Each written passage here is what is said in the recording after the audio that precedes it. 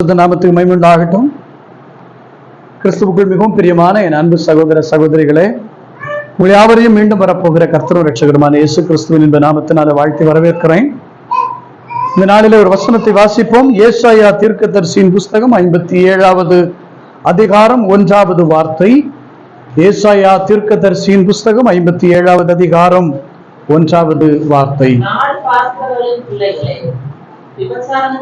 57வது ஏசாயா 57:1.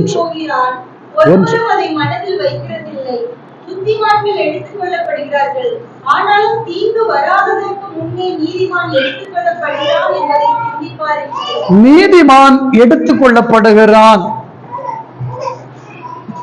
என்பதை சிந்திப்பாரில்லை.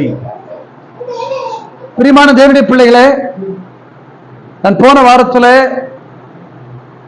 இதனுடைய தொடக்கமாக சில காரியங்களை உங்களோடு பேச கர்த்தர் உதவி செய்தார்.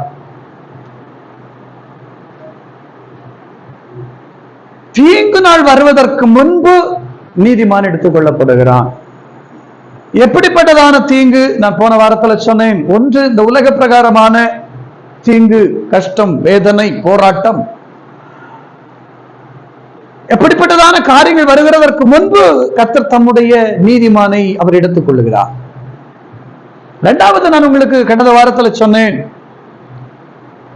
உபத்திரவ காலம் என்கிற ஒன்று ஒரு தேவ பிள்ளைக்கு வருவதற்கு முன்பு சபையாகிய நீதிமானை அவர் எடுத்துக் கொள்ளுகிறார். நீதிமான்களுடைய சபையை, கூட்டத்தை அவர் எடுத்துக் கொள்ளுகிறார். அல்லேலூயா சொல்லுவோமா? அப்ப தேவன் சபையை உபத்திரவத்துக்குள்ளே ஆண்டவர் ஒப்பு கொடுக்கிறதில்லை. தம்முடையவர்களை அவர் அதற்கு முன்பே வந்து சேர்த்து கொண்டு போவார் என்று நான் போன வாரத்தில் ஒரு உதாரணத்தோடு கூட நான் உங்களுக்கு விளக்கினேன். அது உங்களுக்கு நினைவில் இருக்கும் என்று நான் நம்புகிறேன். பிரியமானவர்களே, இன்றைக்கு அதனுடைய தொடர்ச்சியாக சில காரியங்களை நாம் பார்க்க கர்த்தர் உதவி செய்வாராக. யார் எடுத்துக் கொள்ளப்படுகிறான்? நீதிமான் எடுத்துக் கொள்ளப்படுகிறான். யார் நீதிமான் என்று நான் போன வாரத்தில் உங்களோடு கூட 1-2 காரியங்களை நினைவுபடுத்தினேன். ஒன்று, விசுவாசிக்கிறவன் நீதிமான். ஆபிரகாம் தேவனை விசுவாசித்தான், அது அவனுக்கு நீதியாக எண்ணப்பட்டது. அப்போ விசுவாசிக்கிறவன் நீதிமான். யாரை விசுவாசிக்கணும்? தேவனை விசுவாசிக்கணும். எல்லா சூழ்நிலைகளிலும், எப்படிப்பட்டதான காரியத்திலும் கர்த்தரை முழுமையாய் விசுவாசிக்கிற ஒரு தேவ பிள்ளை நீதிமானாக அவன் தேவனுக்கு முன்பாக இருக்கிறான். இப்ப யார் எடுத்துக் கொள்ளப்படுகிறார்கள்? நீதிமான்கள் எடுத்துக் கொள்ளப்படுகிறார்கள். இரண்டாவது, நான் உங்களோடு கூட சொன்னேன், எசேக்கியேல் தீர்க்க தரிசன புஸ்தகம் 18:9 வாசிக்கலாம். அவர்களுடைய கட்டளையின்படி நடக்கிறவர்கள் நீதிமான்கள் என்று நான் கடந்த வாரம் உங்களோடு கூட பேசினேன். எடுத்து வாசிப்போம். என் கட்டளைகளின் படி நடந்து என் நியாயங்களை கை கொண்டு உண்மையாயிருப்பானாயில் அவனே நீதிமான். யார் நீதிமான்? ஒன்று, கட்டளைகளின்படி நடக்கிறவன். யாருடைய கட்டளை? உலகத்தாருடைய கட்டளையோ அல்லது உறவுகளுடைய கட்டளையோ அல்ல, தேவனுடைய கட்டளையின்படி நடக்கிறவர்கள். நமக்கு தேவன் சில கட்டளைகளை கொடுத்திருக்கிறார். ஒரு தேவ பிள்ளை இப்படிதான் வாழணும், ஒரு தேவ பிள்ளை இப்படிதான் நடக்கணும், ஒரு தேவ பிள்ளை இப்படிதான் பேசணும், ஒரு தேவ பிள்ளை இப்படித்தான் வாழ்வியல் முறையை நடத்த வேண்டும் என்று கடவுள் நமக்கு சில கட்டளைகளை கொடுத்திருக்கிறார். அந்த கட்டளைகளை மறந்து போகிற போதுதான் நாம் சில தீங்குக்குள்ளே கடந்து போகிறதாக இருக்கும். நீதிமொழிகளின் புஸ்தகம் 3வது அதிகாரத்தை எடுக்கிற வேளையில, நீதிமொழிகளின் புஸ்தகம் 3வது அதிகாரத்துல அங்கே இப்படி எழுதப்பட்டிருக்கிறது என வாசிக்கலாம். எடுத்து வாசிப்போம். 1வது வசனம். என் மகனே, என் போதகத்தை மறவாதே, உன் இருதயம் என் கட்டளைகளை என்ன செய்ய வேண்டும்? காக்க கடவது. அப்ப தேவனுடைய கட்டளையை இருதயத்திலே காத்து கொண்டால் என்ன நடக்கும்? கீழே வாசிக்கலாம். அவைகள் உனக்கு தேவனுடைய கட்டளைகளை இருதயத்துல கை கொண்டு அவருடைய போதனைகளை கடைபிடிக்கிற தேவ பிள்ளையுடைய வாழ்க்கையில என்ன செய்யுமா? நீடித்த நாட்களையும் தீர்க்க ஆயுசையும் சமாதானத்தையும் பெருக பண்ணுமா. அடுத்தது கிருபையும் சத்தியமும் ஆமா உன்னை விட்டு என்ன செய்யாது, விலகாது இருக்கும். அடுத்து நீ அவைகளை வாசிப்போம். இருதயமாகிய பலகையில் அந்த கட்டளைகளை எழுதிக்கோ. அதனால தேவனுடைய பார்வையிலும் பாருங்க, தேவ பார்வையிலும் மனுஷ பார்வையிலும் தயவும் நல்ல புத்தியும் பெறுவாய். அப்ப தேவனுடைய கட்டளைகளை கை கொண்டு அவைகளிலே நடந்தால் நமக்கு எவ்வளவு பெரிய ஆசீர்வாதம் எல்லாம் காத்துட்டு, எவ்வளவு பெரிய மேன்மையெல்லாம் வெயிட்டிங்ல இருக்கு பாத்தீங்களா? அல்லேலூயா. ஆமா, தீர்காயுசு இருக்குமா. எதனால? கட்டளைகளுக்கு கீழ்ப்படிஞ்சா. ஆண்டவருடைய கட்டளை சொல்லுது. கட்டளையில முக்கியமா தீர்காயுசுக்காக ஒரு கட்டளை என்ன சொல்லுது தெரியுமா? யாத்திராகமம் 20 படிக்கும் போது அங்க எழுதப்பட்டிருக்கு, நீ குடியிருக்கும் தேசத்துல உன் ஆயுசு நாட்கள் நீடித்திருப்பதற்கு கரெக்டா சொல்லிட்டீங்க. சாதாரணமா எல்லாரும் தாயையும் தகப்பனையும் சொல்லுவாங்க, நீங்க தகப்பனையும் தாயும் சரியா சொல்லி இருக்கிறீங்க. ஆமா, கர்த்தருக்கு ஸ்தோத்திரம். அப்ப உன் ஆயுசு நாட்கள் நீடித்திருக்கணும்னா என்ன செய்யணுமா? தகப்பனையும் தாயையும் கனம் பண்ணணும். இப்ப தாயும் தகப்பனையும் கனம் பண்ணினா நமக்கு என்ன உண்டு? தீர்காயுசு உண்டு. ஏன்னா நல்ல தாயும் தகப்பனும் தாம் பிள்ளைகளுக்கு ஒரு நாளும் தீங்கு நினைக்கவே, அவங்க நமக்காக ஒண்ணு யோசிக்கிறாங்கன்னா அது நம்முடைய நன்மைக்காக மட்டும். அவங்க நமக்காக ஒண்ணு பேசுறாங்கன்னா அது நம்முடைய நன்மைக்காக மட்டும்தான். ஒரு நாளும் நமக்கு தீமை நினைக்க மாட்டாங்க. எந்த தகப்பனும் தாயும் தம் பிள்ளைக்கு ஒரு நாளும் கேடு நினைக்க மாட்டாங்க. ஒருவேளை அவருடைய பேச்சு, அவருடைய நடைமுறை, அவருடைய செயல்கள் சில நேரம் நமக்கு ஒரு மாதிரி வெறுப்பா இருக்கும். ஏன்னா நம்ம வயசு அப்படி. நம்ம வயசுக்கு சில நேரங்கள்ல நம்ம பெத்தவங்க சொல்றது நமக்கு வெறுப்பா இருக்கும். சில பிள்ளைகள் சொல்லுவாங்க, போங்கம்மா உங்களுக்கு ஒன்றும் தெரியாது. என்னமோ இவங்க அம்மாவுக்கு முன்னாடியே பிறந்து வந்துட்ட மாதிரியும் அப்பாவுக்கு முன்னாடியே பிறந்து வந்துட்ட மாதிரியும் பார்த்திருக்கீங்களா? அப்படி சொல்லுவியாமா? ஆமா, உங்களுக்கு ஒன்றும் தெரியாது அப்படி சொல்லாமா? அவங்களுக்கு தெரியாமலாம் இந்த உலகத்துல நாம வந்தோம். ஆமா, இன்னைக்கு படிப்பும் அறிவும் பெருகி போனதுனால பிள்ளைகள் சில நேரத்தில் என்ன நினைக்கிறாங்க தெரியுமா? நாங்க எல்லாத்தையும் தெரிஞ்சுக்கிட்டோம், எங்களுக்கு தான் நிறைய தெரியும். என்னதான் தெரிந்தாலும் வாழ்வு என்று ஒன்று அது நம்முடைய தாய் தகப்பனுக்கு தான் முதல்ல தெரியும். அப்ப நாம முதல்ல என்ன செய்யணும்? தாய் தகப்பனை கனம் பண்ணணும். அவர்களை கனம் பண்ணினால் நம்முடைய ஆயுசு நீடித்திருக்கும். அப்படித்தான் எழுதியிருக்கு. நீ குடியிருக்கும் தேசத்துல உன் ஆயுசு நாட்கள் நீடித்திருப்பதற்கு நீ என்ன செய்யணுமா? உன் தாயையும் உன் தகப்பனையும் கனம் பண்ணுவாயாக. அல்லேலூயா சொல்லுங்க. ஆமென். கர்த்தருக்கு ஸ்தோத்திரம். அப்போ யார் ஒருவன் தேவனுடைய கட்டளையை கை கொண்டு அவைகளின்படி நடக்கிறானோ அவன் நீதிமான். எசேக்கியேல் 18 மறுபடியும் படிப்போம். அந்த 9வது வசனத்தை மறுபடியும் வாசிப்போம்.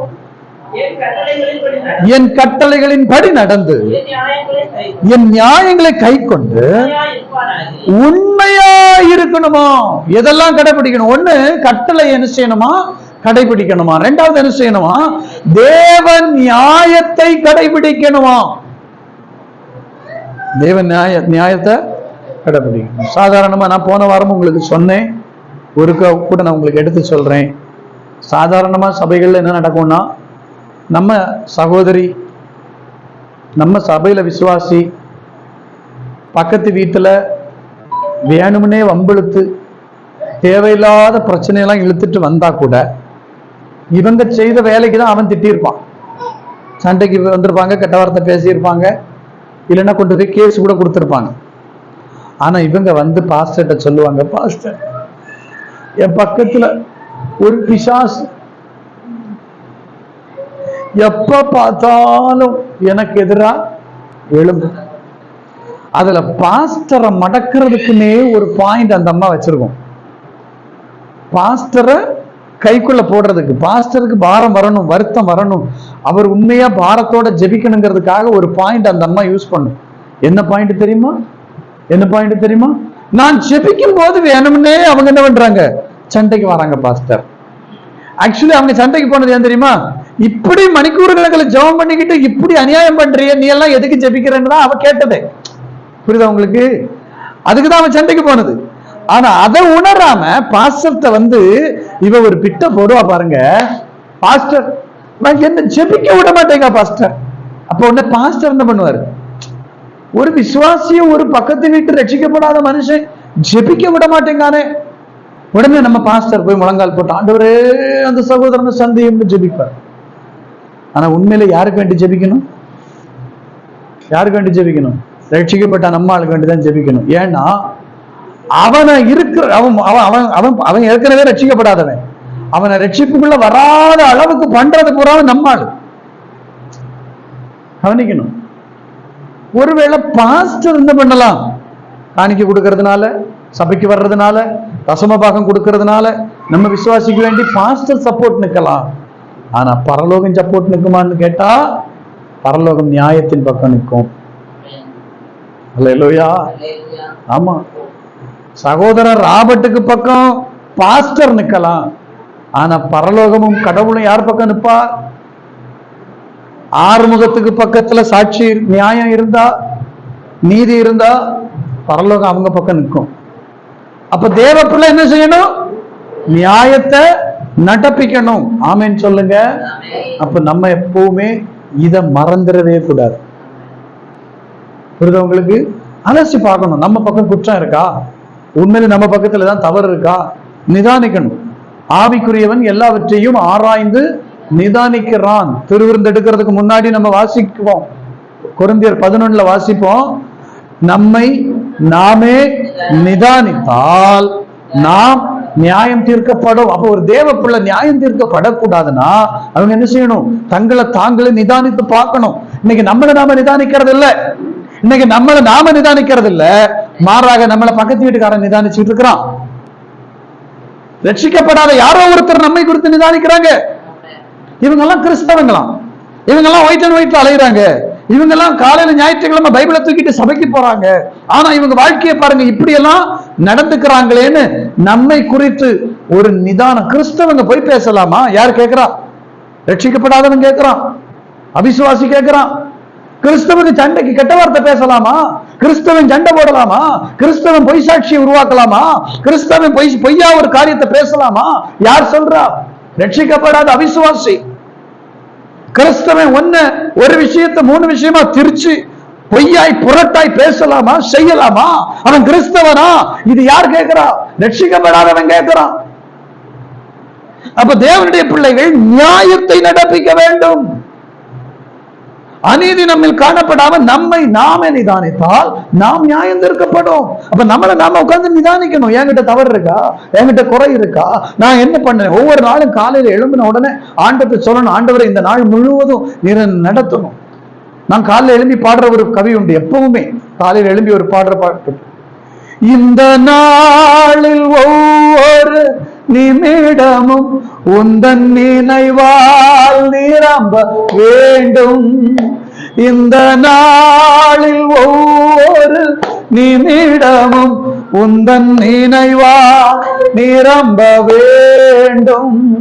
என் வாயின் வார்த்தை எல்லாம் பிறர் காயம் ஆற்ற வேண்டும். என் வாயின் வார்த்தை பிறர் காயம் ஆற்ற வேண்டும். ஆராதனை ஆராதனை ஆராதனை ஆராதனை ஆராதனை ஆராதனை ஆராதனை ஆராதனை நங்கள் இயேசு.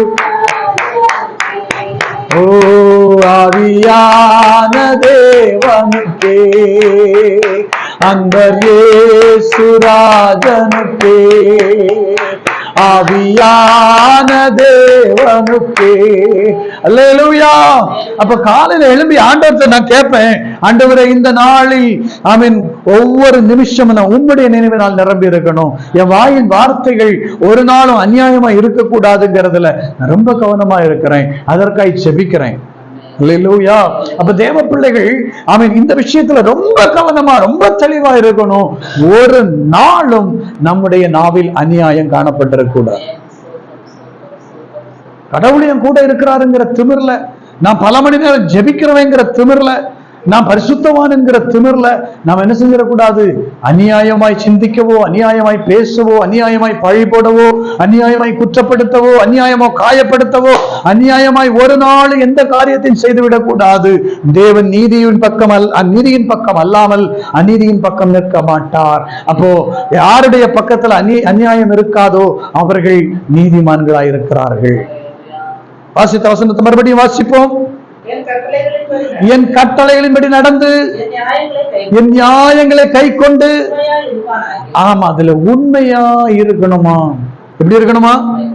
ஆணையிட்டதில் உண்மை இருக்கணும். சிலர் எல்லாம் பாத்தீங்கன்னா, என் வாழ்க்கையில நான் நிறைய பட்டு நொந்துட்டேன். வசனம் சொல்லுது, ஒருவன், யாக்கோபு சொல்றாரு, ஒருவன் சொல் தவறாதவன் ஆனால் அவன் பூரண புருஷனா இருக்கிறான். சங்கீதங்களை படிக்கிறோம், தான் ஆணையிட்டதில் தனக்கு நஷ்டம் வந்தாலும் அதுல தவறாத இருக்கு, தனக்கு நஷ்டமே வரட்டுமே. இன்னைக்கு சிலர் ஆணையிடுகிறார்கள், சிலர் வாக்கு கொடுக்கிறான், ஆனா அதுல ஒரு நஷ்டம் வருதுன்னு தெரிஞ்சா ஈஸியா கொஞ்சம் கூட வெட்கமே இல்லாம அந்த வாக்குல இருந்து விலகி விடுகிறான். நான் நிறைய அனுபவிச்சிருக்கிறேன். நம்மளை எப்படியாவது ஒரு இடத்துல வைக்கிறதுக்கு 1000 வாக்கு சொல்லுவாங்க, காரியம் சாதிக்கிறதுக்கு 1000 வார்த்தைகள் சொல்லுவாங்க, வாக்குறுதிகள் தருவாங்க. நான் அதை பண்றேன், இதை பண்ண, நீங்க இப்படி பண்ணலாம், நீங்க அப்படி பண்ணலாம், நீங்க அது பண்ணுங்க, இதை பண்ணுங்க, சுதந்திரமா இருங்க, இன்னும் சொல்ல போனா சுதந்திரமா ஊழியம் செய்யுங்க. ஆனா வெட்கமே இல்லாம தங்கள் வாக்குல விலகுகிறவர்கள், சத்தியத்தை விட்டு விலகுகிறவர்கள் எப்படி கர்த்தருடைய கூடாரத்துக்குள்ள பிரவேசிக்க முடியும்? வேதம் அப்படித்தான் சொல்லுது. ஒரு நாளும் உங்களுடைய வாயிலும் உங்களுடைய வாழ்க்கையிலும் என்னுடைய வாழ்க்கையிலும் சத்தியத்தை விட்டு விலகிறாதீங்க. வாக்கு கொடுத்தா வாக்குல உண்மையா இருப்போம். அல்லேலூயா சொல்லுங்க. ஆமா, கர்த்தருக்கு ஸ்தோத்திரம். யாருக்காவது ஒரு பிராமிஸ் பண்ணீங்கன்னா அதை கரெக்டா நிறைவேற்றுங்க. நஷ்டமே வந்தாலும் உண்மை உள்ளவனுக்கு கர்த்தர் துணையா இருக்கிறார். உத்தமனுக்கு கர்த்தர் துணை. உண்மையுள்ள மனுஷன் பரிபூரண ஆசீர்வாதம். எப்படிப்பட்ட ஆசீர்வாதம்? பரிபூரண ஆசீர்வாதம். அல்லேலூயா. உண்மையா இருந்து பாருங்க. கொஞ்சம் கஷ்டம் தான் ஆரம்பத்துல, கொஞ்சம் உண்மையா இருக்கும்போதா கொஞ்சம் கஷ்டம். எல்லாத்துலயும் உண்மையா இருந்து பாருங்க. நான் சொல்றேன், உண்மையா இருக்கிறவன் ஆரம்பத்துல கஷ்டப்படுவான், பின்னால் நல்லா இருக்கும். வெக்கப்பட்டு போகவே மாட்டான், தெரியுமா? நான் ஒண்ணு சொல்லட்டுமா? உண்மையை பேசுறவன் ஒரே ஒரு வார்த்தையை சொன்னா போதும், எத்தனை தடவை கேட்டாலும் அந்த ஒரு வார்த்தை சொன்னா போதும், ஏன்னா அந்த வார்த்தை உண்மை. ஆனா பொய் சொல்றவன் இருக்கான் பாருங்க, ஒன்னு மறைக்க இன்னொன்னு மறைக்க, அது அடுத்து மாத்தி நிறைய சொல்லணும், தன்னை நிரூபிக்க நிறைய பாடுபடணும். ஆனா உண்மையா இருக்கிறவன் தன்னை நிரூபிக்க பாடுபட வேண்டிய அவசியமே இல்ல. உண்மையா இருங்க. யார் நீதிமான்களா? உண்மையா இருங்க சொல்றாரு. வாசிப்போம் மறுபடியும். கட்டளைகளின்படி நடப்பித்து கை கொண்டு உண்மையா இருப்பான்னா அவனே நீதிமான். அடுத்தது வாசிப்போம். அவன் பிழைக்கவே பிழைப்பான் என்று அல்லேலூயா கர்த்தராகிய ஆண்டவர் சொல்லுகிறார். யார் பிழைப்பார்? உண்மையா இருக்கிறவன், கட்டளைகளை கை கொள்ளுகிறவன், நியாயத்தை நடப்பிக்கிறவன், அவன் பிழைப்பானான். ஆமென் சொல்லுங்களேன். அல்லேலூயா. ஆமா, அவன் பிழைப்பான். நாம இந்த உலகத்துல பிழைக்கிறதுங்கிறதுல 2 அர்த்தம் நான் சொல்றேன். மலையாளத்துல பிழைத்தான்னா தப்பு பண்ணிட்டான்னு அர்த்தம். அவரு பிழைச்சு அப்படின்னு சொன்னா தப்பு பண்ணிட்டாங்க, வழி மாறி போயிட்டாங்க, தப்பான பாதையில போயிட்டாங்கன்னு அர்த்தம். தமிழ்ல பிழைத்தான் அப்படின்னா தப்பிச்சுட்டான்னு அர்த்தம். பாருங்க, அவர் சொல்றாரு அவன் பிழைப்பான். யாரு? நீதிமான் பிழைப்பான். நமக்கு ஒரு பெரிய சோதனை உண்டு, எல்லாவற்றுக்கும் பரீட்சை உண்டு. அவனவன் செய்த செயலை பரீட்சை சோதிக்கும், நெருப்பினால சோதிப்பாராம். அதுல எவனுடைய வேலைப்பாடு சிறந்ததா இருந்ததோ அதெல்லாம் என்ன செய்யும்? தப்பி பிழைக்கும். நீதிமானே பிழைக்கிறது கஷ்டம்னா பாவியோட நிலைமை என்னன்னு கேட்கிறார். இப்ப கவனிங்க, கர்த்தருடைய நாளில வருகையில நம்ம எல்லாம் எடுத்துக்கொள்ளப்படணுமா? எடுத்துக்கொள்ளப்படுவதற்கு நம்ம இன்னைக்கு வாழ்ந்துகிட்டு இருக்கிற உலகம் நம்மளை விடுற மாதிரி உலகமா? போங்க நீங்க பரலோகத்துக்கு போங்கன்னு சொல்ற உலகத்துல இருக்கோம். போகாதீங்கன்னு சொல்ற உலகத்துல இருக்கும். என்ன பண்ணினா இவர்களை இந்த பூமியை விட்டு பரலோகத்துக்கு போக விடாம தடுக்கலாம், அதுக்கு என்னென்ன பண்ண முடியுமோ எல்லாம் பண்றான்னு தெரியுமா உங்களுக்கு? யாரு? பிசாசு. என்னென்ன பண்ணினா நம்ம இந்த உலகத்தை விட்டு, அதாவது இங்க இருந்து போக விடாம தடுக்கிறதுக்கு என்னெல்லாம் பண்ண முடியும்? இந்த பூமியில இருந்து பரலோகத்துக்கு இவங்க போயிடக்கூடாது, இங்கே இருக்கணும். இன்னும் 1000 வருஷம், இன்னும் 2000 வருஷம். நிறைய பேருக்கு ஆசை என்ன தெரியுமா? இப்பெல்லாம் நம்ம செத்துறப்படாது, இப்பெல்லாம் நம்ம செத்துறப்படாது, இன்னும் கொஞ்சம் வருஷம் உயிரோடு இருக்கணும், இன்னும் கொஞ்சம் வருஷம். இந்த கொஞ்சம்ங்கிறது நம்ம கணக்குப்படி கொஞ்சம் இல்லை, அவங்க கணக்குப்படி இன்னொரு 1000 வருஷம் உயிரோட இருக்கணும்னு ஆசை. ஆனா நல்ல கிறிஸ்தவன் என்ன சொல்லுவான் தெரியுமா? கிறிஸ்து எனக்கு ஜீவன், அவர் எனக்கு ஜீவனாகி இருக்கிறபடினால சாவு எனக்கு. ஏன்னா கிறிஸ்து எனக்கு ஜீவன் அப்படின்னா அந்த ஜீவனுள்ளவருடைய தேசத்துல போய் நான் ஜீவிக்க போகிறேன். கிறிஸ்து எனக்கு ஜீவனா இருக்கிறபடினால் ஜீவனுள்ளவருடைய தேசம் அது எங்க இருக்கு? இது மறிக்கிறவர்களுடைய உலகம், மரண உலகத்துல வாழ்ந்துட்டு இருக்கிறோம். ஆனா நம்ம வாழ போகிற உலகம் ஜீவனுள்ளவருடைய தேசம். அங்க ஜீவாதிபதியாக இருக்கிறவர் ஆண்டவராக இயேசு கிறிஸ்து. அதனாலதான் அவர் யோவான் 6 சொன்னார், என் மாம்சத்தை புசித்து என் ரத்தத்தை பானம் பண்ணுகிறவனுக்கு என்னிடத்துல பங்குண்டு. என் மாம்சத்தை புசித்து என் ரத்தத்தை பானம் பண்ணாதவனுக்கு என்னிடத்துல இல்ல பங்கும் இல்ல பாகமும் இல்ல அப்படின்னு சொல்லிட்டு சொல்றாரு. இந்த மாம்சத்தை புசிக்கிறவன் இருக்கானே, என் மாம்சத்தை புசிக்கிறவன் இருக்கானே, அவனிடத்துல நித்திய ஜீவன். எடுத்து வாசிங்க. என் மாம்சத்தை புசிக்கிறவன் இடத்துல என்ன உண்டு? வாசிப்போம். என் மாம்சத்தை புசித்து என் ரத்தத்தை பானம் பண்ணுகிறவன் என்னில் நிலைத்திருக்கிறான், நானும் அவனில் நிலைத்திருக்கிறேன். ஜீவனுள்ள பிதா என்னை அனுப்பினது போலவும் நான் பிதாவினால் பிழைத்திருக்கிறது போலவும் என்னை புசிக்கிறவனும் என்னாலே பிழைப்பான். அல்லேலூயா. என்னாலே பிழைப்பான். அப்ப யார் பிழைப்பான்? நீதிமான் பிழைப்பான். எப்போ? அவருடைய சரீரத்துல அவருடைய ரத்தத்துல பங்குள்ளவர்களாய் மாறுகிற போது. அப்ப நீதிமான்களாகத்தான் இதுல நம்ம என்ன செய்யணும்? கை வைக்கணும். அப்ப நாம் என்ன செய்வோம்? பிழைப்போம். ஆமே. இந்த உலகத்துல இருந்து பிழைத்து நம்ம சொல்லலாம், அவன் தப்பிச்சிட்டான். இங்க அழிய வேண்டிய, இங்க நரகத்துக்கு போக வேண்டிய, சாபத்துக்குள்ள விழ வேண்டிய, பாவத்துக்குள்ள விழ வேண்டிய நீங்கள் நானும் கிருபையினால இந்த வசனங்களின் கட்டளைகளையும் நியாயங்களையும் உண்மையையும் கடைபிடித்தால் இங்கிருந்து பிழைத்து தப்பிச்சு அங்க போயிரும். தப்பிச்சு அங்க போயிரும். நம்ம அங்க போகணும், அதுக்கு தானே இவ்வளவு பாடும் பிரயாசம். அல்லேலூயா. அப்போ யார் கட்டளைகளை கைக்கொண்டு நியாயத்தை நடப்பித்து உண்மையாய் வாழ்கிறார்களோ அவர்கள் நீதிமான்கள், அவர்கள் பிழைப்பார்கள். ஆமென் சொல்லுங்க. கர்த்தருக்கு ஸ்தோத்திரம். எடுத்து வாசிப்போம். நீதிமொழிகளின் புஸ்தகம் 3வது அதிகாரம் 32வது வார்த்தை. ஆமென் ஸ்தோத்திரம். ஏன் நீதிமானா இருக்கணும் அப்படிங்கறத பற்றி நம்ம பார்க்க போறோம். நீதிமான்களா ஏன் இருக்கணும் தெரியுமா? நீதிமான்களிடத்துல என்ன உண்டு? தேவ ரகசியம். இதுவரைக்கும் எந்த மனுஷனுக்கும் பிடிபடாத ஒரு ரகசியம் எனக்கு தெரியுமா? இயேசு கிறிஸ்து எப்ப வருவார்?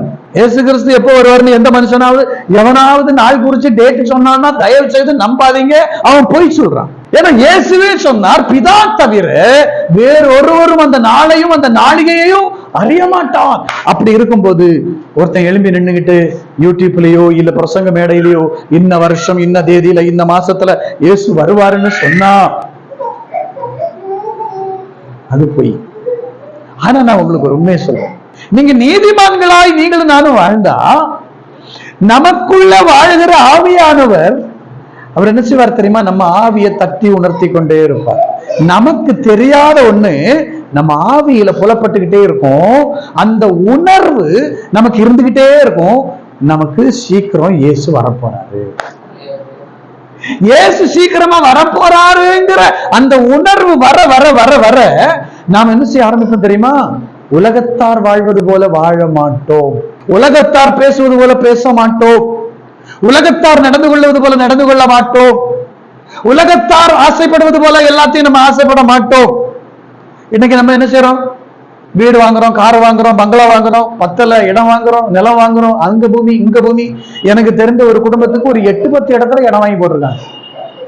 வர்ற வருமானத்துல 8-10. அதுல ஒருத்தர் சொன்னார், எனக்கு எங்க இடம் கிடக்குன்னே தெரிய மாட்டேங்குது. எனக்கு எல்லாருமே உலகத்துல அப்படியே நம்ம அப்படியே வாங்கி போட்டு தனக்கு தனக்கு தனக்கு தனக்குன்னு சேர்த்து.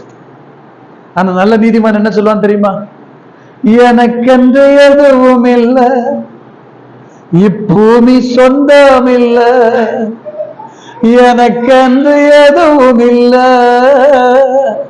இப்பூமி சொந்தம் இல்ல, எல்லாமே என் இயேசு, எல்லாம் இயேசு, இயேசு, இயேசு, எல்லாம் இயேசு, இயேசு, இயேசு. ஒரு நல்ல தேவ பிள்ளைகளுடைய இருதயத்துல ஒரு எண்ணம் ஓடிக்கிட்டே இருக்கும். எனக்கு இந்த பூமியில சொத்தும் சம்பாத்தியமும் ஆஸ்தியும் பணமும் பேரும் புகழும் எனக்கு எதுவும் வேண்டாம். ஆண்டவர் வருவார், அவர் கூட நான் அங்க போயிடணும். அங்க போயிட்டா போதும். அங்க போய் நான் சந்தோஷமா இங்க அனுபவிக்காத அத்தனையையும், இங்க நான் அடைய முடியாத அத்தனை மேன்மையையும் என் தேவன் இந்த தேசத்தில் எனக்காய் வைத்திருக்கிறபடியும் நான் அங்க போய் சந்தோஷமாய் அனுபவிப்பேன். அல்லேலூயா. இது யாருடைய உள்ளத்துல இந்த எண்ணம் வரும்? நீதிமானுடைய உள்ளம். ஆமே. ஏன்னா அவன் இருதயத்துல என்ன இருக்கு? தேவ ரகசியம். இரண்டாவது இன்னொரு ரகசியம் சொல்றேன். ஆபிரகாம் ஆகிய நீதிமானிடத்துல சொல்லாம சோதோம் கொமோராவை அழிக்க தேவன் முற்படவில்லை. ஏன்னா தேசத்துல எந்த ஒரு காரியத்தையும் ஆண்டவர் செய்ய போறாருன்னா அதுக்கு தேவன் சில சாட்சிகளை உண்டு பண்ணுவார். தம்முடைய தாசர்களை சாட்சியை நிறுத்துவார். கர்த்தர் சில காரியங்களை செய்யும் போது தன்னுடைய தாசர்களை சாட்சியாக நிறுத்துகிறார்.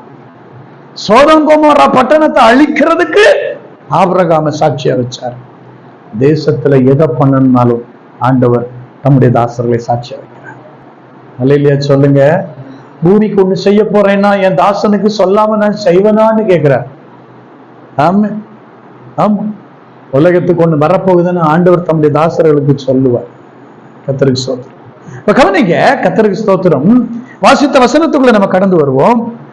தேவனுடைய நீதிமானுடைய இருதயத்துல தேவனுடைய தேவ ரகசியம். இந்த இடத்துல நீங்க ஒண்ணு கவனிக்கணும். ஆண்டவர் தம்முடைய ரகசியத்தை உங்களுக்கு எனக்கு வெளிப்படுத்த தயாரா இருக்கார். ஒருத்தர் தன்னுடைய ரகசியத்தை யாருக்கிட்ட சொல்லுவார்? யாரு ரகசியத்தை வெளிப்படுத்தாம பாதுகாக்கிறாங்களோ அவங்க கிட்டதான் வெளிப்படுத்துவார். ஓட்டவாயும் பீத்தவாயும் வச்சிருக்கிறவன்ட்ட போய் ஆண்டவர் ரகசியம் சொல்லுவாரு? நம்ம சொல்லுவோமா? சிலர்கிட்ட போய் ரகசியம் சொல்லி பாருங்களேன். சொல்லிட்டு இந்த பக்கம் திரும்புறதுக்குள்ள மேட்ரு ஊரெல்லாம் பரவிடாது. பார்த்திருக்கீங்களா? ஆமா, ஊரெல்லாம் பரப்பி விட்டுருவாங்க. அவங்கிட்ட போய் ரகசியம் சொல்லாமா? இது நிறைய ஊழியங்கள்ல நிறைய ஊழியங்கள்ல ஃபெயிலியர் வந்தது இப்படித்தான். பாஸ்டர்மாருக்கு ஆண்டவர் சில குடும்பத்தை வெளிப்படுத்துவார். சில குடும்பத்தில் இருக்கிற அந்தரங்க ரகசியத்தை வெளிப்படுத்துவார். சில தனிநபருடைய அந்தரங்க ரகசியத்தை வெளிப்படுத்துவார். பாஸ்டர் உடனே என்ன பண்ணுவார் தெரியுமா? அடக்கி வைக்க முடியாது. ராஜா காது கழுத காது கதை தெரியுமா உங்களுக்கு? ஒரு ராஜாவுக்கு காது கழுத காது மாதிரி பெரிய காது இருந்துச்சான். அவர் என்ன பண்ணுவாரு? அந்த காது வெளியே தெரியாம இருக்கிறதுக்கு தலப்பாக கட்டி காதை மறைச்சு வச்சிருவாராம். இந்த ரகசியம் தெரிஞ்ச ஒரே ஒரு ஆள் யாருன்னா அவருடைய மந்திரி மட்டும். அவருடைய பர்சனல் மந்திரிக்கு மட்டும்தான் இந்த ரகசியம் தெரியும். ஆனா அவரும் அதை அடக்கி வைக்க முடியல. வெளியில சொன்னா ராஜா கொலை பண்ணிடுவாருன்னு பயம். இவருக்கு யாருகிட்ட போய் சொல்றதுன்னு தெரியாம ஒரு நாள் என்ன பண்ணாராம்? ஒரு ஆழமா ஒரு குழி எடுத்து அந்த குழியில ஒரு மாங்கொட்டைய போட்டு அந்த குழியில சொன்னாரா ராஜா காது கழுத காதுன்னு சொல்லிட்டு மாங்கொட்டையை போட்டாராம். அந்த மாங்கொட்டை முளைச்சு மரம் ஆயிடுச்சு. இப்ப அந்த மரத்துல பழம் பழுத்து நிக்குது. ஒரு கிளி அந்த பழத்தை சாப்பிட்டுட்டு அந்த கிளி ராஜா இருக்கிற அரண்மனைக்கு பக்கத்துல வந்து உட்கார்ந்து சொல்லிச்சான், ராஜா காது கழுத காது. ரகசியம் நம்பி ஒருத்தங்கிட்ட சொன்னா யாருக்கிட்டையும் சொல்ல முடியலன்னா எங்கேயாவது இடத்துல சொல்லி வச்சிருது. ரகசியம் காக்காத ஒருத்தங்கிட்ட கடவுள் தன்னுடைய ரகசியத்தை வெளிப்படுத்துவாரா? இல்லையா? அப்ப நீதிமான் என்பவன் யார் தெரியுமா? சும்மா நான் தண்ணி அடிக்கல, தம் அடிக்கல, நான் வெத்தலை வாக்கு போடல, நான் கெட்ட வார்த்தை பேசலங்கிறவன் மட்டும் நீதிமான் அல்ல. நான் வெள்ளை உடுத்திருக்கேங்கிறதுனால நீதிமான் அல்ல. நான் சபைக்கு மட்டும் நான் சபைக்கு போறேன், ஆராதிக்கிறேன், திருவிருந்து எடுக்கிறேங்கிறதுனால மட்டும் நான் நீதிமான் அல்ல.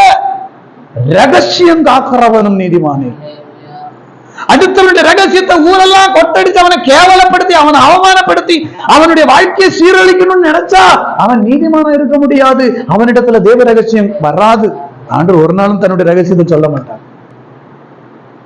என்கிட்ட எத்தனையோ பேருடைய ரகசியத்தை கர்த்தர் வெளிப்படுத்தி இருக்கிறார். ஆனா இன்னைக்கு வரைக்கும் அப்படிப்பட்ட காரியங்களை மனைவிக்கு கூட தெரியாது. நான் சொல்றேன், கர்த்தர் தம்முடைய ரகசியத்தை ஒருவனுக்கு வெளிப்படுத்தணும்னா அவன் அதை உள்ள வைக்கிறவனா தெரியும். என்னை பொறுத்தவரை நான் என்ன பண்ணுவேன்னா, இந்த மாதிரி யாராவது ஒரு பிரச்சனை சொன்னாங்கன்னா அதை நான் நேர யார்கிட்ட சொல்லுவேன்? அவங்க கிட்ட கேட்டு அங்க சொல்லுவேன். அங்க சொல்லிட்டா என் வேலை முடிஞ்சு போச்சு, அதோட அதை விட்டுருவேன். ஒரு கட்டத்துல அதை மறந்துடுவேன். அடுத்த தடவை அவங்கள பார்க்கும்போது நான் அந்த எண்ணத்துல பார்க்கவும் மாட்டேன். ஏன்னா மறந்துட்டேனா, அவங்களா ஞாபகப்படுத்தினா தான் ஓ அப்படியான்னு கேட்பேன். கர்த்தருடைய கிருபையினால எனக்கு ஆண்டவர் கற்றுக் கொடுத்தார். ஆண்டவர் தம்முடைய தரிசனத்தை வெளிப்படுத்தி, தம்முடைய ரகசியத்தை வெளிப்படுத்தி, இன்னும் சொல்ல போனா தீர்க்க தரிசனமா சில காரியங்கள் எல்லாம் ஆண்டவர் பேசணும்னு ரகசியம் காக்கணும். சில தீர்க்க தரிசி இருக்காங்க தெரியுமா? ஒரு வீட்டுக்கு போவாங்க, போய் ஜெபம் பண்ணுவாங்க. அங்க போய் ஜெபம் பண்ணிட்டு அந்த வீட்டுல உள்ள வீட்டுக்காரருக்கு வாழ்க்கையில ஒரு சின்ன ஃபெயிலியர் இருக்கும். உடனே இவருக்கு ஆண்டவர் வெளிப்படுத்திடுவார். வெளிப்படுத்தணும்னா, பிரதரே கர்த்தர் சொல்லுகிறார், என்ன பாஸ்டர் உன் வாழ்க்கையில எப்படி ஒரு தப்பு இருக்குது? உண்மைதான் பாஸ்டர். உண்மைதானா? உண்மைதான் பாஸ்டர். நீ இன்னைக்கு மனம் திரும்பணும். சரி பாஸ்டர். அவன் உண்மையில மனம் திரும்பிட்டான். பாஸ்டர் இப்ப என்ன பண்ணார் தெரியுமா? பக்கத்து வீட்டுக்கு விசிட்டிங் போவார். அங்க போய் தான் தீர்க்க தரிசின்னு அவங்க நம்பணுமா? அதுக்கு உங்களுக்கு தெரியுமா, நான் அவங்க வீட்டுக்கு போனேன். நம்ம ஆரோக்கியராஜ் பிரதர் அவர் போன வாரம் இன்னும் பாவம் பண்ணாரு, ஆண்டவர் வெளிப்படுத்தினாரு. நான் சொன்ன உடனே அவ ஆமான்னு ஒத்துக்கிட்டாரு தெரியுமா அப்படின்னு வர. அவர் உண்மையில கேட்ட உடனே மனம் திரும்பி ஆண்டவரை இனிமேல் அந்த பாவத்தை செய்ய மாட்டேன்னு ஒப்பு கொடுத்து மனம் திரும்பிட்டாரு. சரியா? மனம் திரும்பின உடனே ஆண்டவருடைய மன்னிப்பு கிடைச்சிருச்சு. மன்னிக்கப்பட்டவனுடைய பழைய பாவத்தை, அதாவது மன்னிக்கப்பட்ட ஒரு குற்றத்தை இவருக்கு வெளிப்படுத்தி தன்னை தீர்க்கதரிசின்னு நிரூபிக்கிறதுக்காக பக்கத்து வீட்டுல போய் சொல்லியாச்சு. அங்க சொல்லிட்டு இவர் அடுத்த வீட்டுக்கு போறதுக்குள்ள இது 4 வீடு தாண்டி சுத்தி இங்கே வந்துருச்சு. இப்ப இந்த கேட்கும்போது இந்த சகோதரனுடைய உள்ள எவ்வளவு பாடுபடும். இவர் மனம் திரும்புறதுக்கு தான் அர்த்தம் இருக்கா? கடவுள் இவரை மன்னிச்சதுக்கு தான் ஏதாவது அர்த்தம் இருக்கா? அப்போ ஊழியம் செய்யறவங்க ரொம்ப கவனமா இருக்கணும். இந்த மாதிரியான ரகசியங்களை காக்க பழகணும். ஒரு பிறனுடைய ரகசியத்தை, பிறனுடைய அந்த மானத்தை காட்டி கொடுக்கிறது, கேவலப்படுத்துறது தவறே இல்லையா? அப்படிப்பட்டவரிடத்துல தேவ ரகசியம். உங்களுக்கு யாரை பத்தியாவது சில அந்தரங்க காரியங்கள் தெரிஞ்சா ஒரு காலமும் என்ன செஞ்சிடாதீங்க, ஆண்டவர்கிட்ட சொல்லி அவங்களுக்காக ஜெபம் பண்ணுங்க. அதை போய் அம்பலப்படுத்தாதீங்க. ஆமென். அப்படி செய்தால் நீங்கள் யாரா இருப்பீர்கள்? தேவ ரகசியம் காக்கிற நீதிமான்களாக இருப்பீர்கள். நீதிமான்களாக இருந்தால் நீதிமான் எடுத்துக்கொள்ளப்படுகிறான், நீங்களும் நானும் எடுத்துக்கொள்ளப்படுவோம். அப்ப தேவராஜ்யத்துக்கு எடுத்துக்கொள்ளப்படணும்னா சும்மா அந்நிய பாஷை மட்டும் பேசினா எடுத்துக்கொள்ளப்படலாமா? முடியாது. புரியுதா? அந்நிய பாஷை மட்டும் பேசினா பரலோகத்துக்கு போலாமான்னு கேட்டா இல்ல. திருவிருந்து எடுத்ததுனால மட்டும் பரலோகத்துக்கு பெறலாமான்னு கேட்டா இல்ல. அதுக்கு ஒரு ரகசியம் சொல்றேன். நான் திருவிருந்து எடுத்துக்கிட்டு ஆண்டவர்கிட்ட சொல்றேன், ஆண்டவரே நான் உண்மை நேசிக்கிறேன், ஆனா என் சகோதரனை நான் நேசிக்கல. யோவான் எழுதுகிறா, காண்கிற சகோதரனை நேசிக்காம காணாத தெய்வத்தை பார்த்து தெய்வமே நான் உண்மை நேசிக்கிறேன்னு ஒருத்தன் சொன்னா ஆண்டவர் அவனை பார்த்து என்ன சொல்லுவாராம்? அவன் பொய்யன். என்னன்னு சொல்லுவாராம்? அவன் பொய்யன். வெளிப்படுத்தல் 21 எழுதுகிறார் 8வது வசனத்துல, பொய்யர் அனைவரும். அப்ப பொய்யர் அனைவரும் பொய்யில நிறைய கேட்டகரி இருக்குன்னு அர்த்தம். பொய்யில நிறைய கேட்டகரி இருக்கு. இல்ல நான் அப்படி போய் சொல்லல, இப்படிதான் போய் சொன்னேன், இப்படி போய் சொல்லல, அப்படிதான் போய் சொன்ன. எப்படி போய் சொன்னாலும் பொய் தான். அப்போ எந்த விதமான பொய் சொன்னாலும் பொய் பேசுகிறவன் நாவு அடைக்கப்படும் என்று எழுதியிருக்கிற போல பொய் பேசுகிறவன், வாசிங்க 8வது வசனத்துடைய கடைசி பகுதி. பொய்யர் அனைவரும் இரண்டாம் மரணமாகிய. இப்ப சொல்லுங்க, திருவிருந்து எடுத்துட்டு நான் போய் பேசல, ஆனா சகோதரனை நேசிக்காம ஆண்டவரை பார்த்து நான் நேசிக்கிறேன்னு சொன்னா நான் யார்? நல்லா புரிஞ்சுக்கணும். நான் திருவிருந்து எடுக்கிறேன், இல்ல திருவிருந்து கொடுக்கிறேன், ஆனா என் சகோதரனை நேசிக்கல, அவன் மேல வெறுப்பு கொட்டுறேன், ஆனா ஆண்டவரை பார்த்து சொல்றேன் நான் யாரு? ஆண்டவரை உண்மை நேசிக்கிறேன். ஆண்டவர் என்ன சொல்லுவார்? அப்படி நேசிக்கிறேன்னு சொல்லுகிறவன் யார்? பொய்யன். வசனம் சொல்லுது பொய்யர் அனைவரும். அப்ப திருவிருந்து கொடுத்ததுனாலையும் எடுத்ததுனாலையும் வெள்ளை உடுத்ததுனாலையும் மீசையை வலிச்சதுனாலையும் பரலோகத்துக்கு போயிடலான்னு சொன்னா நடக்குமான்னா இல்ல. எங்க தான் போவான்? அக்னியும் கந்தகம் மாதிரி. அப்ப நம்ம எங்க போகணும்? நம்ம எங்க போகணும்? அக்னியும் கந்தகம் எரிகிற கடலுக்கு போகணுமா, இல்ல ஜீவனுள்ளவருடைய தேசத்துக்கு போகணுமா? ஆமென், சத்தமா சொல்லுங்க. அப்ப ஜீவனுள்ளவருடைய தேசத்துக்கு போகணும்னா யாராக வாழணும்? நீதிமான்களாக. நீதிமான்களாக வாழுகிறவர்கள் ரகசியமும் காத்து கொள்ளணும், கட்டளைப்படி நடக்கணும், நியாயத்தை கை கொள்ளணும், உண்மையா வாழணும், அடுத்து ரகசியம் காத்து கொள்ளணும். அப்போ தேவ ரகசியம் நமக்கு வெளிப்படுத்தப்படும். இன்னொரு வசனத்தை வாசிப்போம். மத்தேயு எழுதின சுவிசேஷம் 25வது அதிகாரம் 46வது வார்த்தை. ஹல்லேலூயா, ஹல்லேலூயா. அந்தபடி நீதிமான்களோ அப்ப நீதிமான்கள் எங்க போவார்கள்? ஹல்லேலூயா. நான் இங்க பேசுகிறது நான் வேற யாரையும் மனசுல வச்சு பேசல, நான் எனக்காகவும் உங்களுக்காகவும் மட்டும்தான் பேசுறேன். நாம இவைகளின்படி வாழ்ந்தால் எங்க போகலாம்? நான் சொல்லித்தர்ற இந்த ரகசியங்களை நீங்க சரியா புரிஞ்சுக்கிட்டீங்கன்னா உங்க ஆவிக்குரிய வாழ்க்கையை நான் சொல்றேன், நீங்க பிரகாசிப்பீங்க. உங்களை பிசாசு குற்றப்படுத்த முடியாது. ஆமா, பிசாசு உங்களை குற்றப்படுத்த முடியவே முடியாது. அதுக்காக தான் நான் சொல்லிட்டு இருக்கிறேன். இந்த ரகசியத்தை நான் பல இடத்துல பேசியிருக்கிறேன். குறிப்பா இந்த திருவிருந்து எடுத்துக்கிட்டு வெள்ளையும் வெள்ளையும் போட்டுக்கிட்டு நான் உங்க நேசிக்கிறேன்னு பொய்யராகிறான்ல, சகோதரனை நேசிக்கணும். இதை நான் பல மேடையில பேசியிருக்கிறேன். இங்கே நான் உங்களுக்கு சொல்லித்தர்றேன், தயவு செய்து அதை ஃபாலோ பண்ணுங்க. இரண்டாவது, இங்க நம்ம என்ன படிச்சோம்? நீதிமான் நித்திய ஜீவனுக்குள்ள நம்ம எங்க போகணும்? நான் சொன்னேன், நீதிமான் எடுத்துக்கொள்ளப்படுகிறான். இதை சிந்திப்பார். 57:1 படிங்க. ஏசாயா 57:1 டக்குன்னு எடுத்து வாசிங்க.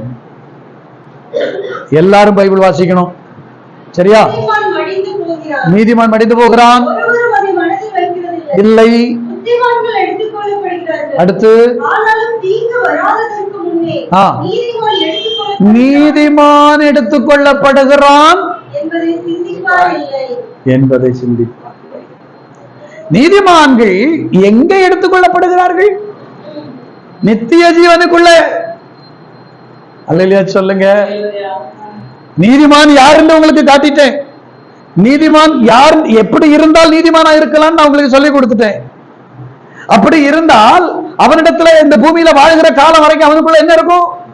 தேவனுடைய நீங்களும் நானும் தேவ ரகசியம் சுமக்கிறவளா இருக்கணும். அப்போ ஒரு ரகசியம் சொல்லித்தரேன், ஒரு ஆவிக்குரிய ரகசியம் சொல்லித்தரேன். என் கையில ஒரு 1.5 கோடி ரூபாய், எப்படி ஒரு 1.5 கோடி ரூபாய் மதிப்புள்ள ஒரு பொருள் என்கிட்ட இருக்குன்னு வச்சுக்கிடுங்க. 1.5 கோடி ரூபாய் மதிப்புள்ள ஒரு பொருள், ஒரு நல்ல விலையேற பெற்ற ஒரு பொருள் என்கிட்ட இருக்குன்னு வைங்களேன். அது விலையேற பெற்ற ரகசியம், ஒரு விலையேற பெற்ற காரியம் என்கிட்ட இருக்கு.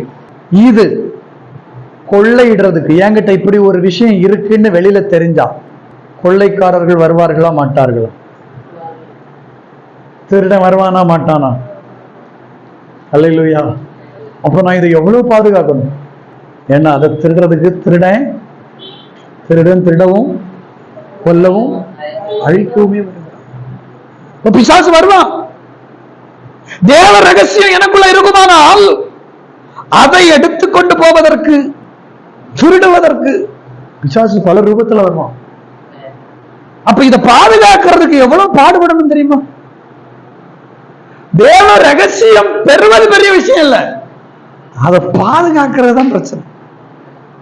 அதை பாதுகாக்கிறதுக்காக சில நேரம் ஜீவனையே கொடுக்க வேண்டியது வரும். சிலருடைய காதல கழுத்துல கிடக்கிற கம்மலுக்காக, நகைக்காக கழுத்தறுக்கப்பட்டார்கள், கொல்லப்பட்டார்கள் கேட்கிறமே. ஒரு 50,000 1,00,000 மதிப்புள்ள கேவலம் கம்மலுக்காக, கழுத்துல கிடக்கிற செயினுக்காக கழுத்தறுத்து கொலை பண்றான்னா, கோடி கணக்கில் மதிப்போடக்கூடிய ஒரு பொருள் என்கிட்ட இருந்தா உயிருக்கு என்னைக்குமே ஆபத்து இல்லையா? யோசித்து பாருங்க. அப்ப நீங்க நல்லா கவனிக்கணும், அதை பாதுகாக்கிறதுக்காக ஜீவன் துல்லிய போராட வேண்டியது இருக்கும். அதுதான் வசனம் சொல்லுகிறது, பரிசுத்தத்திற்காக, நீதிக்காக, தேவனுடைய இந்த ரகசியத்திற்காக நாம சில நேரம் இந்த உலகத்துல போராட வேண்டியிருக்கும். அல்லேலூயா. அதை காப்பாற்றுவதற்காக, உங்களுக்கு கொடுக்கப்பட்ட தேவ ரகசியத்தை, உங்களுக்கு வெளிப்படுத்தப்பட்ட தேவனுடைய காரியத்தை காப்பதற்காக நீங்கள் இந்த உலகத்துல மனிதர்களிடத்துல பொல்லாத வானசேனையினோட, வானமண்டலத்தில் உள்ள சேனையோடு கூட நீங்க என்ன செய்ய வேண்டியது இருக்கும்? போராட வேண்டியது இருக்கும். ஏன்? அதை உங்ககிட்ட இருந்து எடுத்துடணும். ஆதி மனிதன் ஆதாமின் இடத்துல ஆண்டவர் கொடுத்த 7 ஆசீர்வாதங்களை சாத்தான் ஒரு பழத்தை கொடுத்து எப்படி தூக்கிட்டு போனானோ, அதே மாதிரி நம்ம கிட்ட இருக்கிற நீதிமான்களிடத்துல வைக்கப்பட்டிருக்கிற ரகசியங்களை அடிச்சுட்டு போறதுக்கு சாத்தான் பல வழியில வருவான். நம்மளை கோபப்படுத்துவான், காரணமே இல்லாம கோபப்படுத்துவான், நியாயமே இல்லாம கோபப்படுத்துவான். ஆமா, சம்பந்தம் இல்லாம நம்மளை சண்டை போட வச்சிருவான். ஒரு கெட்ட வார்த்தை போதும் போச்சு, ஒரு முறுமுறுப்பு வந்தா போதும் போச்சு, அடிச்சுட்டு போயிருவான். எவ்வளவு பரிசுத்தமா, எவ்வளவு பாதுகாப்பா நாம் அந்த தேவ ரகசியத்தை காக்கணும். அப்படி காக்கிறவர்கள் தேவனோடு கூட எடுத்துக்கொள்ளப்படுகிறார்கள். அல்லேலூயா சொல்லுமா? எடுத்துக்கொள்ளப்படுவதற்காகவே அழைக்கப்பட்டவர்கள் அவர்கள் எடுத்துக்கொள்ளப்படுகிறார்கள் என்பதை சிந்திப்பார் இல்லை. நாமெல்லாம் அங்கே எடுத்துக்கொள்ளப்படுவதற்காக அழைக்கப்பட்டவர்கள். அதற்காக தேவன் இப்படிப்பட்ட வழிகளை நம்ம நடத்தி கொண்டிருக்கிறார் என்கிற இந்த சிந்தை நமக்கு இன்னும் பலருக்கு வரல. வந்திருந்தா கடமைக்கு ஆராதிப்போமா? கடமைக்கு ஊழியம் செய்வோமா? கடமைக்கு கிறிஸ்தவ வாழ்க்கை வாழ்வோமா? இல்ல. கிறிஸ்தவ வாழ்க்கை வைராக்கியமுள்ளதாய் மாறி இருக்கும். ஒரு தீவிரமான ஒரு ஊழியம் செய்ய ஆரம்பிச்சிருப்போம், தீவிரமான ஒரு விசுவாச வாழ்க்கை வாழ ஆரம்பிச்சிருப்போமே. ஆமே. அப்போ கர்த்தர் இன்னைக்கு அதை எதிர்பார்க்கிறார். என்னால இந்த பிரசங்கத்தை முடிக்க முடியல, கர்த்தருக்கு சித்தமான அடுத்த வாரம் இந்த செய்தியை நான் தொடருவேன். ஆமா, ஒரே ஒரு விஷயத்தை நான் உங்கள்கிட்ட ஒரு நபரை மட்டும் உங்களுக்கு எடுத்து காட்டிட்டு நான் இன்றைய பிரசங்கத்தை இங்க நிறைவு செய்ய விரும்புகிறேன். கர்த்தருக்கு ஸ்தோத்திரம். எடுத்துக்கொள்ளப்பட்ட ஒரு நீதிமானை உங்களுக்கு எடுத்து காட்ட விரும்புகிறேன். எடுத்துக்கொள்ளப்பட்டவன் போய் கேட்டாதானே தெரியும். நம்ம இங்க உட்கார்ந்துக்கிட்டு நிறைய சொல்லலாம், தேன் இனிக்கும், ஆப்பிள் பழம் சுவையாக இருக்கும், ஆனா அது உண்மையிலே ருசியா இருக்குமா இல்லையான்னு யாருக்கு தெரியும்? அது ஏற்கனவே சாப்பிட்டு பார்த்தவனுக்கு தானே தெரியும். எடுத்துக்கொள்ளப்பட்ட ஒருத்தன் கேட்டாதானே எடுத்துக்கொள்ளப்படுதலை பற்றி நமக்கு அதனுடைய அருமை என்னன்னு தெரியும். அல்லேலூயா சொல்லுங்க. அப்ப கவனிங்க, ஏற்கனவே எடுத்துக்கொள்ளப்பட்ட ஒருத்தன் போய் கேட்போம், அவர் என்ன சொல்றாருன்னு பார்ப்போம். அல்லேலூயா சொல்லுங்க. வாசிப்போம். ஆதியாகம புஸ்தகம் 5ஆம் அதிகாரம் 21 முதல் 24 வரையுள்ள வசனங்கள்.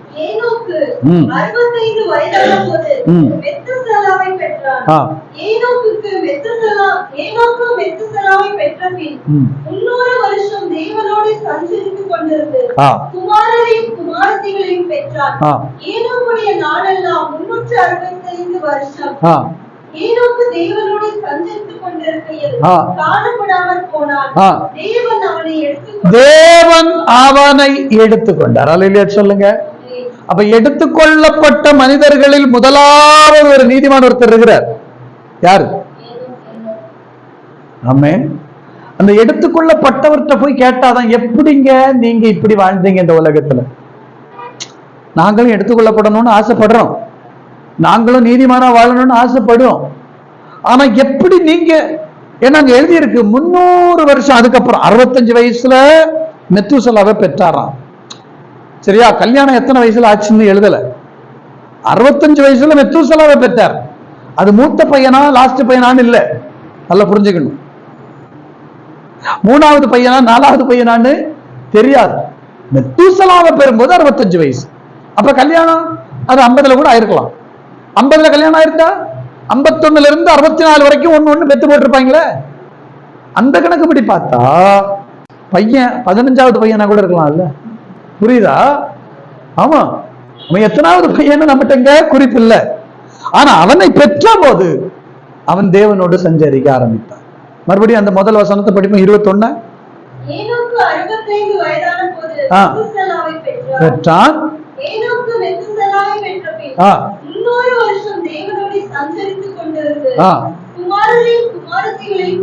பாருங்க,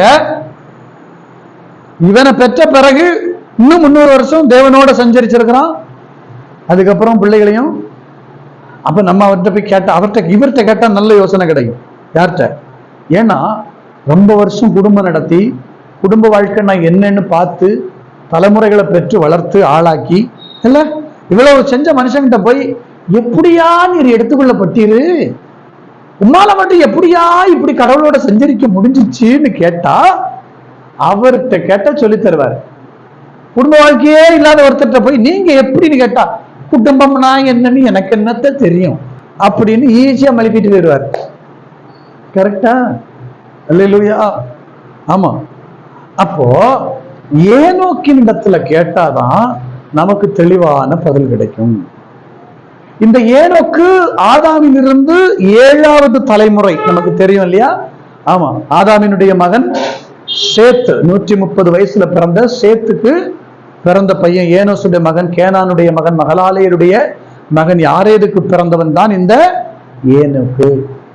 இந்த ஏனோக்கு 300 வருஷம், 1 வருஷம் 2 வருஷம் இல்ல, 300 வருஷம் தேவனோட செஞ்சு.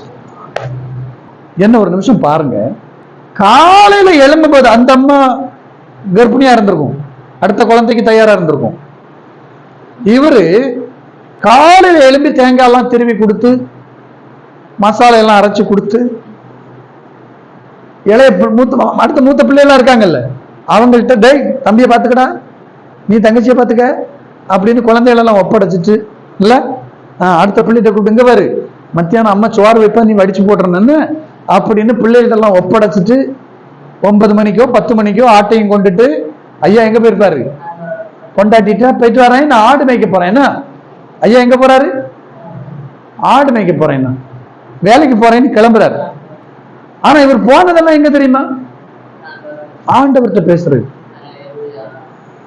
இன்றைய கால ஏனோக்கின் பொண்டாட்டியா இருந்திருந்தா என்ன நடந்திருக்கும்னா, நீர் என்கிட்ட வேலைக்கு போறேன்னு சொல்லிட்டு அங்க வேற யாரு கூடயே நீர் தொடர்புல இருக்கிறலாம்.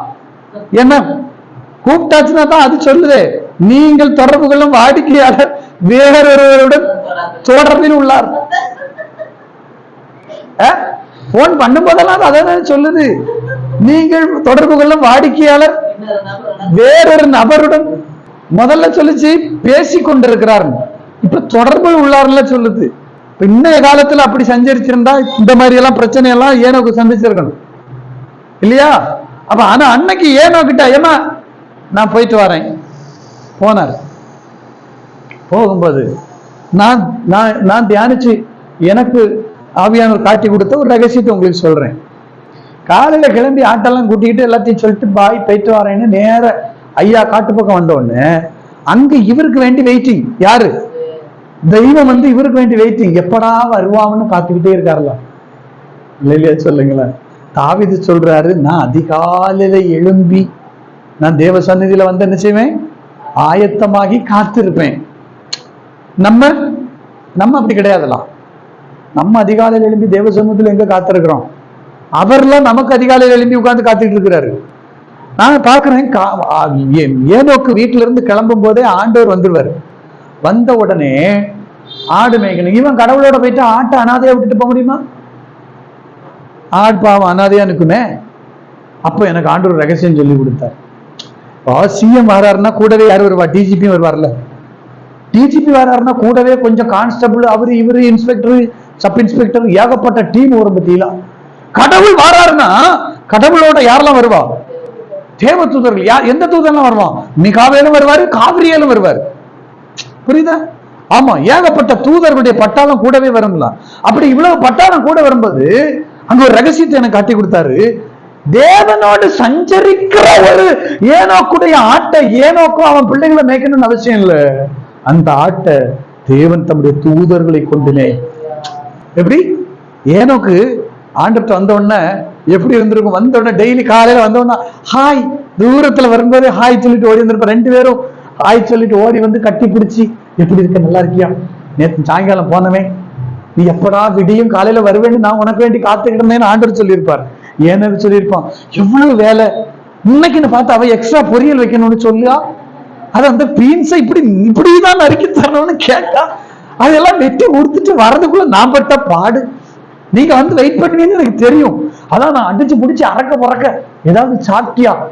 எங்க காலையில ஒரு டீ மட்டும் தான் குடிச்சேன், வா. ஆண்டவர் கூட்டிட்டு போய் டிஃபன் வாங்கி கொடுத்துருப்பாருல்ல. யோசிச்சு பாருங்க, 2 பேரும் அப்படியே ஜாலியா அப்படி போகும்போது ஆடு நம்ம ஆளுங்க பாத்துக்கிட்டாங்க, போன இந்த ஆட்டை பாத்துக்கங்க அப்படின்னா அந்த தூதர்கள் ஆட்டை மேய்ச்சிருப்பாங்க. அல்லேலூயா. சாயங்காலம் இவங்க திரும்பி வர்ற வரைக்கும் தூத மேய்க்கிற ஆட்டை சிங்கம் கை வைக்குமா? தூத மேய்க்கிற ஆட்டை கரடி கை வைக்குமா? அல்லேலூயா சொல்லுங்க. ஆமா, தேவனோடு சஞ்சரிக்கிற அனுபவம் இருக்கா? உங்க பிள்ளைகளை தூதர்கள் மேய்ப்பார்கள். தேவனோட சஞ்சரிக்கிற அனுபவம் உங்களுக்கு இருக்கா? உங்க தலைமுறையை தூதர்கள் மேய்ப்பார்கள். அவங்கள சிங்கம் தொடுமா? கரடி தொடுமா? உலகமா மாம்சமா பிசாசோ தொட அனுமதிக்க மாட்டான். அல்லேலூயா, அல்லேலூயா. பாதம் இடருமா? நீங்க தேவனோட சஞ்சரிச்சா உங்க பிள்ளைகளுடைய கால்கள் வழி மாறுமா? பாதம் இடருமா? இடராது. ஏன் தெரியுமா? வசனம் சொல்லுது, அவர்கள் பாதம் இடராதபடி தம்முடைய கரைகளிலே ஏந்தி கொண்டு போக தம்முடைய தூதர்களுக்கு, டேய் காலிடறிடப்படாது என் பிள்ளைல, அவங்கள பத்திரமா தாங்கிட்டு போங்கன்னு சொல்லி தூதர்களை கொண்டு அவர் தாங்குவார். நாம் தேவனோடு சஞ்சரிக்கிறவளா இருந்தார். அல்லேலூயா. தேவனோட ஏனோக்கு சஞ்சரித்தார். ஆண்டவர் எனக்கு காட்டி கொடுத்த ரகசியம், அந்த ஏனோக்கூட ஆட்டை தூதர்கள் மேய்ச்சாங்க. ஏன்னா வருமானம் இல்லாம வீட்டுக்கு வந்த பொண்டாட்டி கேள்வி கேட்பா. 1 வருஷம், 1 நாள் 2 நாள்னா பரவாயில்ல, 300 வருஷம் ஒருத்தன் 10 பைசாயும் சம்பாதிக்காம நான் ஜெபம் பண்ணிட்டு வரேன்னு வீட்டுக்கு வந்தா எத்தனை நாளைக்கு பொண்டாட்டி ஒத்துக்குவா? இல்ல. ஆமா, நான் ஊழியம் செய்றேன், நான் சுவிசேஷம் சொன்னேன் அப்படின்னு சொல்லிட்டு வீட்டுல அரிசி இல்லாம இருந்தா ஒய்ஃப் கேள்வி கேட்பால. ஆனா நீ சுவிசேஷம் சொல்லி ஊரெல்லாம் போற, வீட்டுல கஞ்சி குடிக்கிறதுக்கு அரிசியும் இல்லை ஒண்ணும் இல்லை, நாங்க என்ன வேண்டியிருக்கு, உனக்கு எதுக்கு பொண்டாட்டி, உனக்கு எதுக்கு புள்ளன்னு கேள்வி கேட்பாலாம். ஆண்டவர் அவனுடைய வருமானத்தை வர்த்திக்க பண்ணுவார். உண்மையாய் தேவனோடு சஞ்சரிக்கிறவனுடைய தேவைகளை பூர்த்தீகரிக்கிற தேவன், குறைவுகளை நிறைவாக்குகிற தேவன். தேவனோட சஞ்சரித்து கொண்டே இருக்க உங்க குறைவுகள் அவர் நிறைவாக்கி கொண்டே இருப்பார். உங்க பானையில மா குறைவதில்லை, உங்க கலசத்துல எண்ணெய் குறைவதில்லை. அவன் நீங்கள் மழையையும் காணமாட்டீர்கள், அவன் நீங்கள் காற்றையும் காணமாட்டீர்கள், ஆனாலும் பள்ளத்தாக்கு தண்ணீரால் நிரப்பப்பட்டிருக்கும். ஆமென். கர்த்தர் விதமாய் உங்களை ஆசீர்வதித்துக் கொண்டே இருப்பார். ஏனோக்கு தேவனோட செஞ்சு சாயங்காலம் வீட்டுக்கு வரும்போது 2 பேரும் போதும்னா பிரிஞ்சிருப்பாங்க, மனசு இல்லாம பிரிஞ்சிருப்பாங்க. ஆண்டவர் ஏனோக்கு அனுப்புங்க, போறியாடா போறியா? ஏனோக்கு என்ன சொல்லிருப்பான், நான் போகணுமா, நான் போகணுமா? 2 பேரும் போறியா போகணுமான்னு 2 பேரும் பிரியா விடை கொடுத்து தினமும் 300 வருஷம். ஒரு நாள் ஆண்டவர் சொன்னாரு, வீட்டுல எல்லாத்தையும் சொல்லிட்டு வந்துரு, நாளைக்கு நீ என் கூட அங்க வந்துரு, நம்ம அங்க போகணும். சும்மா டெய்லி நீயும் வர நானும் வரேன், 2 பேரும் பேச, நீ அப்புறம் அங்க போற, எனக்கு கஷ்டமா இருக்கு, நீ என் கூட வந்துரு, நம்ம 2 பேரும் பேசிக்கிட்டே அங்க இருப்போம். நாளைக்கு சொல்லிட்டு வந்துரு. சொல்லிட்டு வந்தாரா சொல்லாம வந்தாரா? அவர் சொல்லிட்டு வர போய்த்தானே இவர் சஞ்சரித்து காணப்படாமல் தேவன் எடுத்துக்கொண்டாருன்னு பிள்ளைகள் பிற்காலத்துல சொல்லி வச்சாங்க. அல்லேலூயா சொல்லுங்க. சொல்ற ரகசியம் புரிஞ்சுதான். ஏன்னா இல்லைன்னா அவங்க எல்லாம் போலீஸ் ஸ்டேஷன்ல போயிருப்பாங்க, எங்க அப்பா காடுங்க உளித்துக்கு போற எங்க அப்பா காடை விட்டாரு தேடி இருப்பாங்கல்ல. அந்த பிள்ளைங்க சமாதானமா இருக்கணுமா வேண்டாமா? நம்ம கடவுள் கலகத்தின் ஆண்டவரா சமாதானத்தின் தேவனா? அப்ப ஆண்டவர் சொல்லிட்டு இருப்பாரு, சொல்லிட்டு வாடா, அப்பதானே பிள்ளைங்க தேடாது, கலகம் உண்டாகாது, சமாதானமா இருப்பாங்க. பரவாயில்ல, எங்க அப்பா யாரோட தான் போயிருக்காரு? யாரோட தான் போயிருக்காரு? கடவுளோட தான் போயிருக்காரு. சந்தோஷம். அல்லேலூயா சொல்லுங்க. எங்க அப்பா கடவுள்கிட்ட தான் இருக்காருன்ற சந்தோஷம் இருந்தா அதை விட அமைதி. எங்க போனாருன்னே தெரியலன்னா தானே ஒரே அழுக வீட்டுக்குள்ள. போயிட்டியாப்பா, எங்கப்பா போற? இல்ல, ஆமா. அப்போ அங்கதான் போயிருக்காருன்னு தெரிஞ்சா நாம என்ன செய்யலாம்? அப்ப நம்ம எங்க போவோம்னு நம்ம பிள்ளைகளுக்கு தெரியும். நான் சொல்றது எத்தனை பேருக்கு புரிஞ்சிச்சு? எங்க அம்மா கண்ண மூடுனா, எங்க அப்பா கண்ண மூடுனா அவர் அங்கதான் இருப்பாருங்கிற நம்பிக்கை பிள்ளைகளுக்கு கொடுக்கிற விதத்துல நம்ம வாழ்ந்து காட்டணும். எங்க அப்பா வாழ்ந்த வாழ்க்கைக்கும் பரலோகத்தை எட்டி கூட பார்க்க மாட்டாருன்னு பிள்ளைகள் சொல்லும்னா அது என்ன வாழ்க்கை? அப்ப நம்ம கண்ண மூடினா, நம்ம பிள்ளைகள் எங்க அப்பா கண்ண மூடினா அங்கதான் போயிருப்பார், வேற எங்கேயும் போயிருக்க முடியாது.